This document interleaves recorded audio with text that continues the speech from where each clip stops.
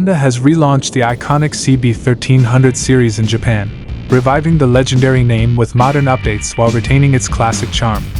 The new CB1300 is powered by a 1,284cc inline-4 engine that produces 111 horsepower and 112 Nm of torque, paired with a 6-speed gearbox and a slip-and-assist clutch.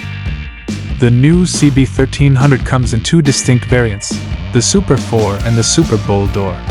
The Super 4 embraces the classic roadster aesthetic, featuring a fuel tank, tail, and body panels reminiscent of the iconic late 80s and early 90s models.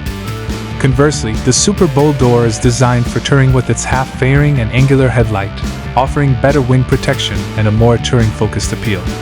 Both models are available in standard and SP versions, with the SP versions boasting premium color schemes. In terms of hardware, both the Super 4 and Super Bold Door are equipped with high-quality components.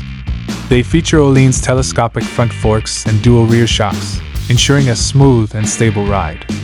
The braking system consists of dual front discs and a single rear disc, with dual-channel ABS for added safety. The bikes ride on 17-inch alloy wheels shod with 120/70 front and 180/55 rear tires. The CB1300 series incorporates several modern features while paying homage to its roots. It includes a full LED headlight with integrated DRLs, LED blinkers, and a retro-style LED taillight. The instrument cluster is a blend of old and new, with analog dials for speed and revs, complemented by a small digital display for additional information.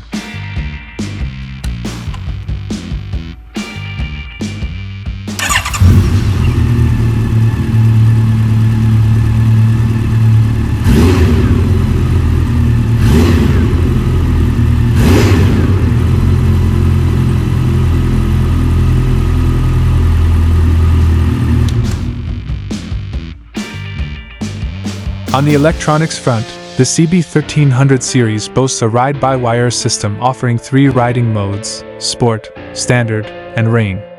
It also features Honda selectable torque control, which can be turned off when not needed. Additional amenities include a bidirectional quickshifter and cruise control. Despite its impressive updates and features, the likelihood of the CB1300 series being released internationally remains slim.